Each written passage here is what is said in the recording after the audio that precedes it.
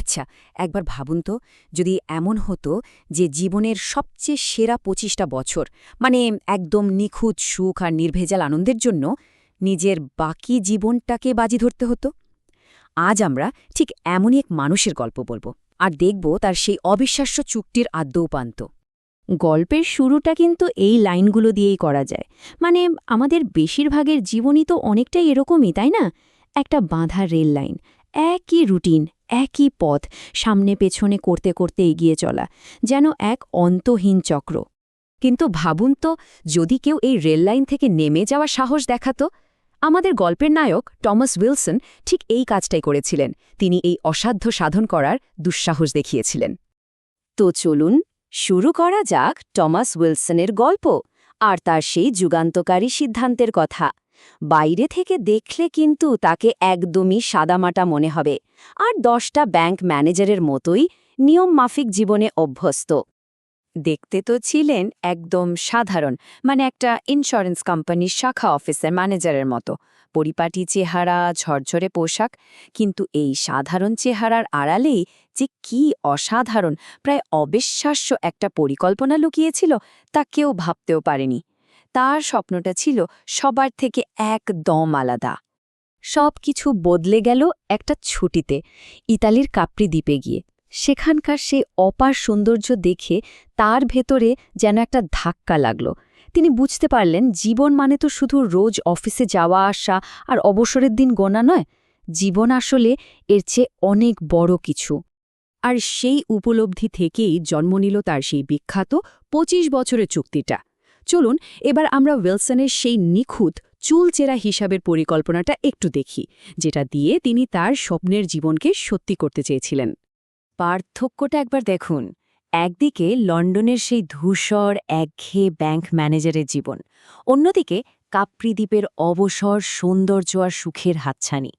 একদিকে নিয়মমাফিক paper and salt trousers, আর অন্যদিকে মুক্তির প্রতীক নীল সুতির শার্ট। মানে তিনি পুরো জীবনটাকেই বদলে ফেলার একটা নিখুঁত নকশা তৈরি করেছিলেন। ২৫, হ্যাঁ, এই সংখ্যাটাই হল পুরো গল্পের কেন্দ্রবিন্দু। উইলসন তার সারা জীবনের সমস্ত সঞ্চয় দিয়ে ঠিক ২৫ বছরের জন্য সুখ কিনেছিলেন। কিভাবে? তিনি একটা অ্যানুইটির ব্যবস্থা করেন, মানে একটা বার্ষিক বৃত্তি, যেটা ঠিক তার ৬০ বছর বয়সে এসে থেমে যাবে, এক পয়সাও আর আসবে না।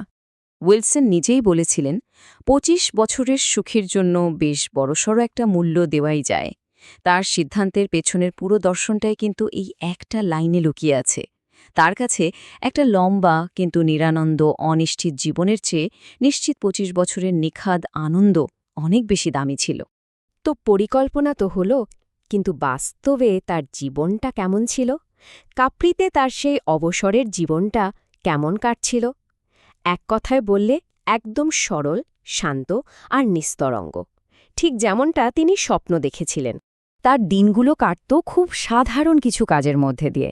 রোজ সমুদ্রে স্নান করা, দ্বীপের এ মাথা ও মাথার লম্বা পথ হাঁটা, ইতিহাস নিয়ে বই পড়া, বিশেষ করে রোমের ইতিহাস। আবার পিয়ানোতে বেথোভেন বাজানো, একা একা তাস খেলা। খুব কম খরচে কিন্তু আরামদায়ক একটা জীবন। আর হ্যাঁ, তিনি ইচ্ছে করেই কোনো গভীর সম্পর্ক থেকে নিজেকে দূরে রাখতেন। আসলে তার নিখুঁত জীবন মানেই ছিল এই ছোট ছোট আনন্দগুলো। কোনো জটিলতা নেই, কোনো উচ্চাকাঙ্ক্ষা নেই, শুধুই নিজের মতো করে শান্তিতে থাকা। মানে ব্যাপারটা এমন ছিল যে তিনি হয়তো কারো কোনো উপকারে আসতেন না, কিন্তু তিনি কারো কোনো ক্ষতিও তো করতেন না। তার জীবনটার সারমর্মই ছিল এটা। হয়তো কিছুটা স্বার্থপর, কিন্তু একেবারেই নিরীহ একটা স্বার্থপরতা। তার জীবনের একটাই লক্ষ্য ছিল নিজের সুখ। কিন্তু কোনো নিখুঁত পরিকল্পনা কি আসলেই নিখুঁত হয়? উইলসনের এই নিশ্ছিদ্র প্ল্যানেও একটা মারাত্মক ভুল ছিল। আর সেই ভুলটা প্রকাশ পেল ঠিক তখনই, যখন তার সেই কেনা ২৫টা বছর ফুরিয়ে এলো। এই টাইমলাইনটা দেখলেই ব্যাপারটা পরিষ্কার হয়ে যাবে। দেখুন, ৩৫ বছর বয়সে তিনি চাকরি ছাড়লেন, অ্যানুইটি কিনলেন। পরের ২৫ বছর, মানে ৬০ বছর বয়স পর্যন্ত কাপ্রিতে সেই স্বপ্নের জীবন কাটালেন। এরপর ৬০ বছর বয়সে এসে অ্যানুইটি বন্ধ হয়ে গেল। চুক্তির দাম মেটানোর সময় চলে এলো। কিন্তু তিনি আর সেই শেষ সিদ্ধান্তটা নিতে পারলেন না। দিন দিন পেছাতে থাকলেন। তার নিজের ইচ্ছাশক্তিই যেন তাকে ছেড়ে চলে গিয়েছিল। আচ্ছা, কেন এমন হলো? এর কারণটা বুঝতে হলে আমাদের অ্যাট্রফি শব্দটা বুঝতে হবে। মানে ব্যবহার না করার ফলে শরীরের কোনো অঙ্গ বা মাংসপেশি যেভাবে শুকিয়ে যায় বা ক্ষয় হয়ে যায়, ঠিক যেমন ব্যায়াম না করলে মাসল দুর্বল হয়ে পড়ে, তেমনটাই ঘটেছিল উইলসনের ইচ্ছাশক্তির সাথে। আর এটাই ছিল এই গল্পের সবচেয়ে বড় ট্র্যাজেডি। দেখুন, ইচ্ছাশক্তিও তো একটা পেশির মতোই, তাই না? টিকে থাকার জন্য এরও বাধা দরকার, প্রতিরোধ দরকার। কিন্তু উইলসনের জীবনে তো কোনো বাধাই ছিল না, কোনো সংগ্রামই ছিল না। ফলে ২৫ বছর ধরে কোনো রকম চ্যালেঞ্জের মুখোমুখি না হতে হতে তার ইচ্ছাশক্তিটা এতটাই দুর্বল, এতটাই পঙ্গু হয়ে গিয়েছিল যে তিনি তার নিজের চুক্তির শেষ শর্তটা পূরণ করার ক্ষমতাটাই হারিয়ে ফেলেছিলেন। তাহলে এরপর কি হল? যখন তার সেই স্বপ্নের পরিকল্পনাটা ভেঙে চুরমার হয়ে গেল, যখন তার ইচ্ছে শক্তি জবাব দিয়ে দিল, এরপর তার জীবনের বাস্তবতাটা যে কতটা করুণ আর ভয়ঙ্কর ছিল, চলুন এবার সেটা দেখি। ধাপে ধাপে তার পতন ঘটল।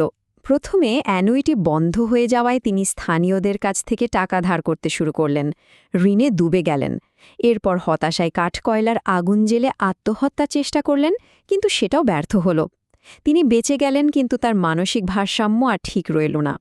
আর সবশেষে যে মানুষটা একদিন নিজের জীবনের রাজা ছিলেন, তিনিই তার প্রাক্তন পরিচারিকার দয়ায় একটা কাঠের ঘরে আশ্রয় পেলেন, ছোটখাটো কাজ করে দিন কাটাতে লাগলেন, পুরোপুরি পরনির্ভরশীল হয়ে গেলেন। পার্থক্যটা দেখুন, তিনি কি চেয়েছিলেন আর কি হল। তিনি ৬০ বছর বয়সে একটা ইচ্ছাকৃত, মর্যাদাপূর্ণ সমাপ্তি চেয়েছিলেন, আর তার বদলে পেলেন ৬ বছরের দুর্দশা আর নির্ভরশীলতা। তিনি ভেবেছিলেন এটা হবে সুখী জীবনের চূড়ান্ত মূল্য, আর বাস্তবে এটা হয়ে দাঁড়ালো একটা তাড়া খাওয়া পশুর মতো ধীর পতন। একটা চুক্তি পূরণের সন্তুষ্টির বদলে পাহাড়ের ধারে জুটল এক অসম্মানজনক মৃত্যু। তার কেনা সুখের দামটা যে এত মর্মান্তিক হতে পারে তিনি হয়তো দুঃস্বপ্নেও ভাবেননি। এই গল্পটা শোনার পর একটা প্রশ্ন কিন্তু থেকেই যায়, উইলসন কি চেষ্টা করার জন্য বোকা ছিলেন, নাকি সফল হওয়ার জন্যই তিনি আসলে বোকা হয়ে গেলেন? এই প্রশ্নটা শুধু উইলসনের জন্য নয়, হয়তো আমাদের সবার জন্যই। জীবনের সেরা সময়টা উপভোগ করার জন্য ঠিক কতটা ঝুঁকি নেওয়া উচিত? আর যদি কোনো সংগ্রাম বা চ্যালেঞ্জের অভাবেই আমাদের ভেতরের শক্তিটাই মরে যায়, তাহলে সেই সুখের দামটা কি বড্ড বেশি হয়ে যায় না?